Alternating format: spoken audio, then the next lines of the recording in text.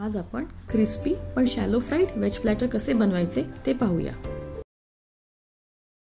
हाय, मी प्रियांका। आज मी तुम्हाला वेज कार्ब प्लॅटर दाखवते आहे।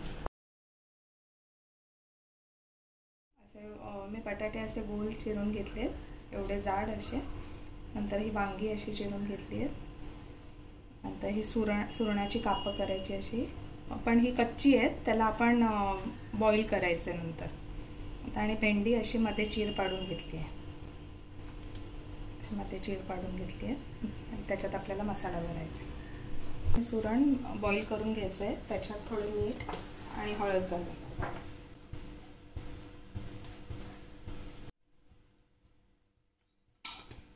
आणि सुरणाला खाज असते म्हणून आपण त्याच्यात थोडं कोकम बॉईल करताना घालायचं। आपण ते नंतर चेक करायचं सुरी घालून, ते थोडं शिजलंय का, आणि मग नंतर बंद करायचं। हे बघा, हे आता तयार आहे। असं सुरीने तुम्ही हे घालून बघितलं की तुम्हाला समजेल हे शिजलं आहे। सगळं पाणी काढून मग हे चाळणीत काढून ठेवायचं, म्हणजे सगळं पाणी निघून जाईल। बटाट्यांना पण आपण थोडं मीठ आणि हळद लावून घ्यायचं, म्हणजे कसं त्याचं पाणी निथळून जाईल। आणि मग त्याला मसाला लावायचा आणि मग फ्राय करायचं।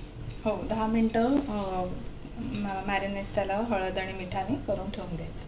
बघा, बटाट्याला असं पाणी सुटतं, मग हे सगळं पाणी काढून टाकायचं। बघूया साहित्य।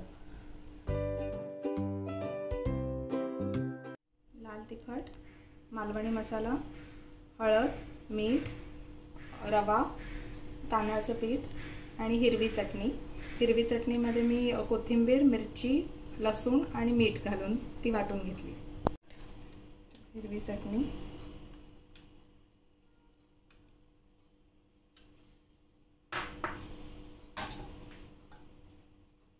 लाल तिखट, मालवणी मसाला,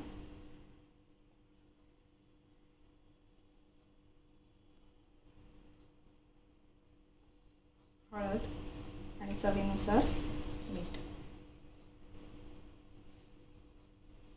सगळं चांगलं व्यवस्थित लावून घ्यायचं।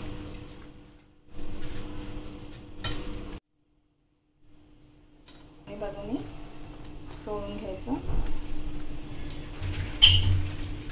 कापांना वरून लावायला आपण हे पीठ तयार करून घ्यायचं। हे तांदळाचं पीठ आहे, थोडासा रवा त्याच्यात, म्हणजे थोडं कुरकुरीत होतं ते। आणि हा मालवणी मसाला आहे तो, लाल तिखट आणि हळद, थोडंसं मीठ। आपण ऑलरेडी त्याच्यात मीठ घातलेलं आहे, त्यामुळे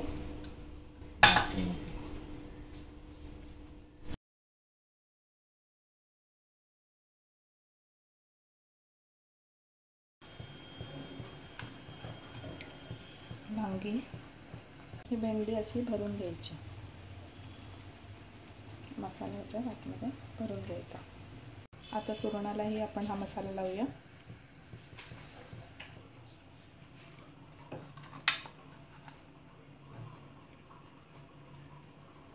आणि बटाट्यालाही हा मसाला लावूया। आता तव्यावर आपण तेल तापत ठेवलंय।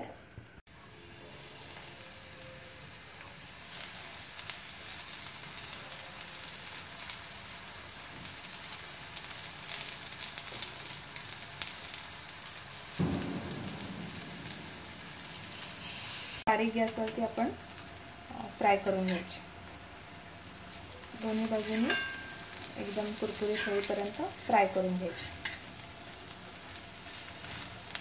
घेऊन वाफ काढली तरी चालते, म्हणजे ते काप लवकर शिजतात। का बघा, हे असं चेक करायचं। ही आता कापं झाली आहे, ती आरपार गेली म्हणजे कापं झाली आहे। आता आपण ती काढून घ्यायची।